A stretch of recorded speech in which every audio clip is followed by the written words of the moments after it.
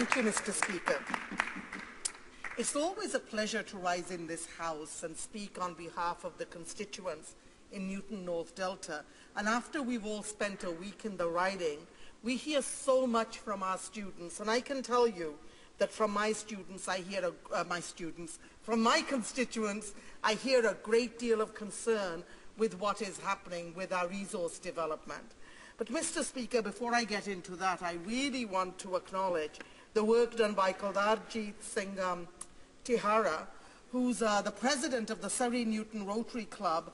And I was so impressed when the community raised $50,000 to build a school in the Philippines over this weekend. And when we're in our ridings, Mr. Speaker, it gives us so much pleasure when we go to events and people in our ridings, despite all the challenges, both economic, worried about their jobs, donate so generously, and we have local leaders who are willing to play a part in making a difference around the world. And I've got about 20 other events I went to, but I will keep those for another time, Mr. Speaker. Mr. Speaker, I am going to be supporting this bill at second reading so that we can send it to committee. The bill is not perfect. The bill is not perfect by any means. Actually, when I look at the bill, it's, as a teacher, you like to give some credit when good work is done. I believe that this is a baby step in the right direction. I believe the regulations that we have right now are just not adequate. But this particular piece of legislation, C-46, does take a long, long overdue first step towards a true polluter pays regime for pipelines in Canada. And I say that it's only a baby step because, as we know, it doesn't go all the way. It's like going to the ocean and you tip your toes in it and then you just wait there. And there's a lot more work to be done on this bill, and I can assure you that we will be doing the hard lifting at committee stage. And we're also very, very proud of the fact that our NDP leader has been a champion of polluter pays and has very practical plans to grow the economy while protecting the environment. There are those who will tell us we have to choose between the two. It's either the environment or jobs. You know, Mr. Speaker, when I speak to very smart young people in my riding, they know that that's not a choice.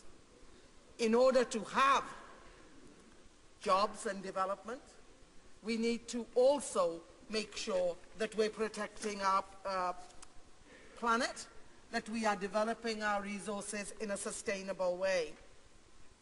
And we've seen this government over and over and over again putting the interests of big, big oil companies ahead of the interests of hardworking Canadians who are struggling to make ends meet.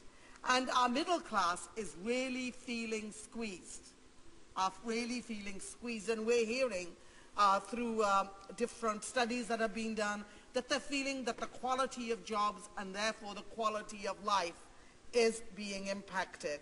And you know something else I hear, Mr. Speaker, when I'm in my riding?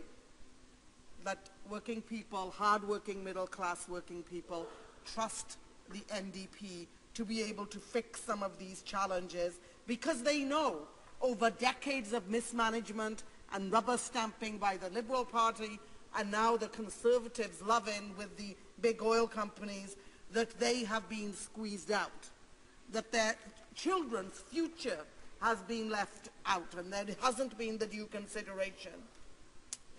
And Mr. Speaker, we're one of the wealthiest countries in the world. We are blessed, and I say truly blessed, with not just amazing geography from coast to coast to coast, but we are also very, very rich in resources. And Mr. Speaker, once again, we absolutely have to get out of this mentality of rip and ship. Mr. Speaker, I watch that in my own province, where we see logs getting on trucks, leaving the country, environmentally not that great. And then, of course, 2x4s get made and they come back and we buy.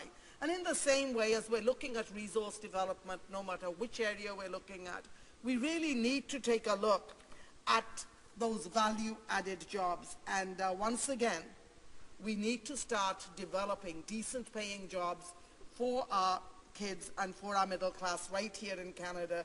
And I can tell you that the leader of the NDP has a very practical plan to add value to our natural resources, get away from the rip and ship, and support family-sustaining jobs right here at home. But let's take a look at what's in the bill.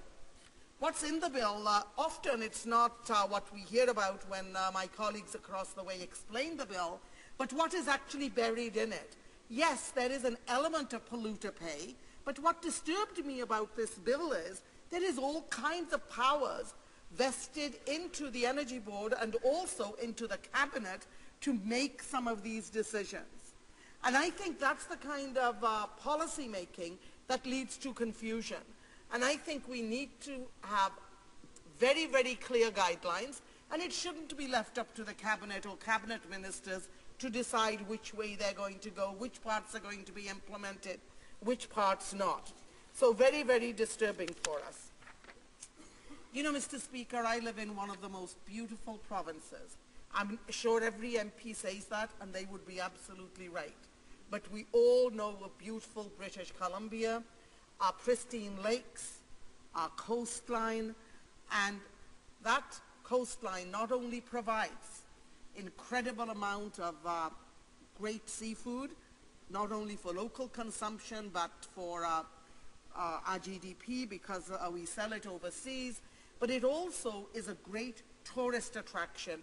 We bring in billions of dollars through tourism, and we on that coast are very, very worried about the impact of an oil spill, be it in a pipeline or be it in a tanker in our very pristine coastline, which is not always that easy to steer. And at this stage, Mr. Speaker, I absolutely have to give credit to one of the hardest working members of Parliament in this House, the Member of Parliament from Skeena and Bulkley Valley.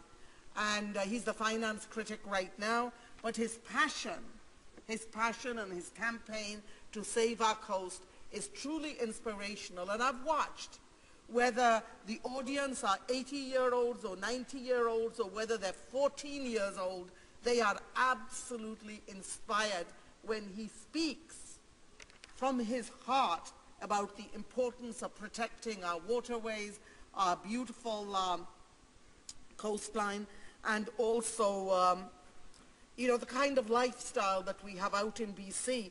And there is a linkage to this because, as you know, the Northern Gateway pipeline is a project that's going to be crossing over many of our key rivers. It's going to be going through some of our most pristine lakes, going through vast territory, and then end up, as you know, in the ocean, going through some very, very dangerous territory. So we are very, very worried. And the reason there is a linkage here, because guess what?